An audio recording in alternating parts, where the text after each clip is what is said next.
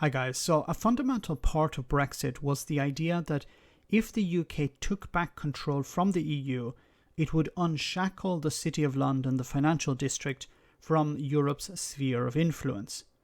The plan was to turn Britain, but more importantly London, into a Singapore on the Thames, a low-regulation, low-tax utopia. The Brexiteers wanted to achieve something that Margaret Thatcher's free market capitalists could have only dreamed of. However, it appears the dream is starting to come apart at the seams. In order for the City of London to operate, it needs capital, and that seems to be ebbing away on a daily basis following the vote back in 2016. This week, the so-called Brexit Dividend is delivering once again, for Brussels, not Britain. According to the Financial Times, about €100 billion of Irish securities moved from London to Brussels last weekend, as the UK and EU markets continue to widen after Britain's exit from the single market. A settling house called Euroclear, which is one of the world's biggest, moved holdings for 50 companies based on the Irish Stock Exchange from the Securities Depository in London to Belgium. Now, this is not business as usual, it seems, as the Financial Times reported that it was not common for such large sums to be shifted between depositories. Investors and businesses don't normally move corporate securities from settlement houses. However, Brexit, it seems, has changed cross-border financial market links. So why isn't Ireland benefiting from this Brexit dividend? The reason the holdings are being moved from London to Brussels and not London to Dublin is due to the fact that the Irish capital doesn't have its own securities depository. It used to rely on the UK system called CREST. Well, that's coming to an end. London has been deeply connected to the Irish exchange when it comes to securities, and it has been simple for investors in the past to settle deals using deposits held in accounts in the Bank of England.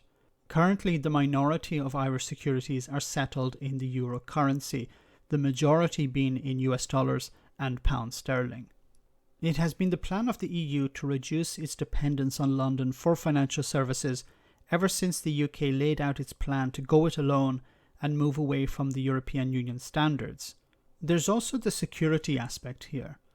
Authorities within the Eurozone want more direct control over euro-denominated assets, out of the fear that the Eurozone itself could be exposed to potential sanctions upon these assets imposed by countries outside the European Union. Every day, €8 billion worth of share trading leaves London for cities around Europe, and this is coupled with 20% of the derivatives trading market in euros. €8 billion, this is a lot of money that the UK Exchequer is not getting their hands on. It could be used to uplift people in who are on universal credit. It could be used to pay NHS staff. Of course, you didn't see that on the side of a bus. Now, you're probably wondering, why aren't we seeing much of this in the news? Well, because it isn't having much of an impact on trading. That's about to change, though. You see, the EU granted temporary permission for EU investors to continue to use the UK Securities Depository after Britain exited the single market back in January. This course of action was to give the market more time to prepare to move assets out of London into the Eurozone. The permit which allows this to happen is known as equivalence, and unfortunately it will expire at the end of June. Of course, this means we will continue to see more damage in the months ahead caused by Brexit.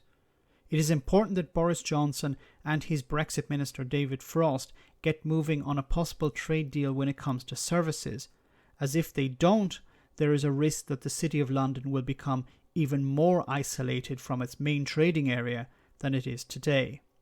Let me know in the comment section, guys, what you think. As always, your comments are greatly appreciated. Thanks a lot. I want to say a big thank you to all of my patrons.